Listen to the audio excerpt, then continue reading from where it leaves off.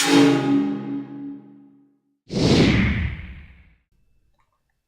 in this video, I'm going to show you how to write a formula unit the easy way. So there's a three-step approach. Step number one is to write the formulas for the cation and the anion, including their charges that you should get from their position on the periodic table. Next, you're going to check to see if the charges are balanced. Maybe they're balanced. If they are, your job's done. Step number three, we're going to balance the charges if necessary using subscripts. We're going to use parentheses if you need more than one polyatomic ion. We'll talk more about that in class. But we're going to balance these charges by using a method called the crisscross method. So here's an example. Barium chloride. So barium is Ba and it's in group 2, so it would have a +2 charge. Chloride comes from chlorine, which is in group 7, and it needs to gain 1 electron to be like a noble gas in group 18, so it would have a -1 charge. So step number 1 is done. Step number 2, we need to check to see if the charges are balanced. Does a 2+ balance out a 1-? No, it doesn't. This is not balanced. So we need to crisscross the charges. So to do that, we're going to take the 2, not the whole charge. We're not going to move the plus, but we're going to take the 2 from the 2+ and move it over next to the chlorine.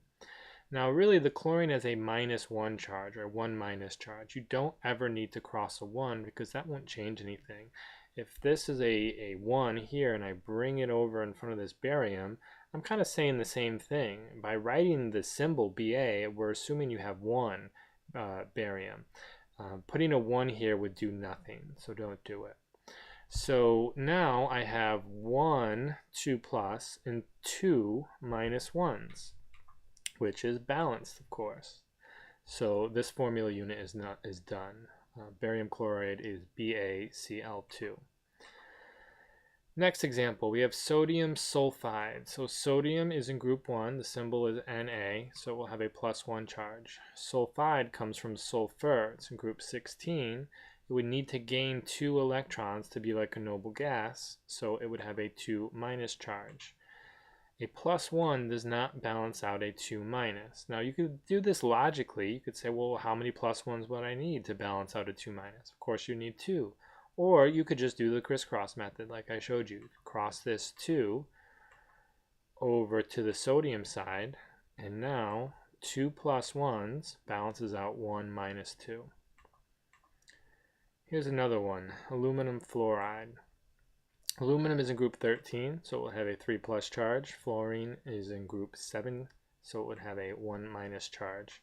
This 3+ does not balance out this 1-.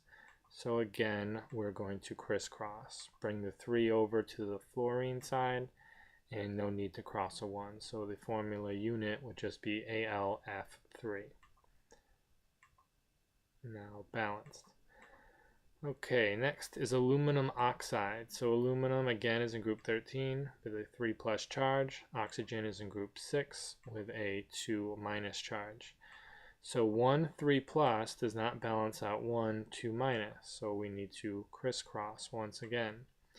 So it doesn't matter where you start. I'll start with the 3, cross the 3 over to the O, and the 2 over to the Al. So 2 3+s would be a +6, will be balanced out by 3 2-. 3 times 2- would be -6. +6 -6 is neutral. All ionic compounds have a neutral overall charge to be balanced.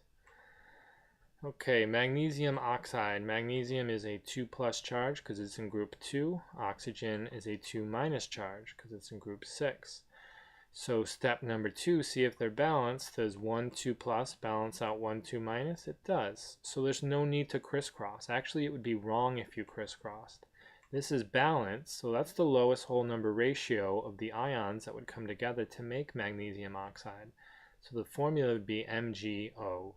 If you said Mg2O2, that would be incorrect in terms of a formula unit. So in this video, we learned the 3-step approach to writing the formula unit. So first you need to write the symbols and charges of the cation and the anion. You do this by looking at the periodic table and asking yourself, how many electrons would it lose, or how many electrons would it gain, and what charges would that give that ion. Next, you see if the charges are balanced. If they're balanced, you're done. You circle your answer and you move on to the next question. If they're not balanced, you crisscross. And remember, when we crisscross, we always cross the number, we never cross the charge. If you start having pluses and minuses and written in subscripts and your formula units, that's just incorrect. It's not the right way to do it. This requires some practice. We'll definitely have time to practice more of this in class, and we'll talk about how this looks different when you have a polyatomic ion versus the monoatomic ions that I showed you in the examples here. If you have any questions about writing formula units, please let me know.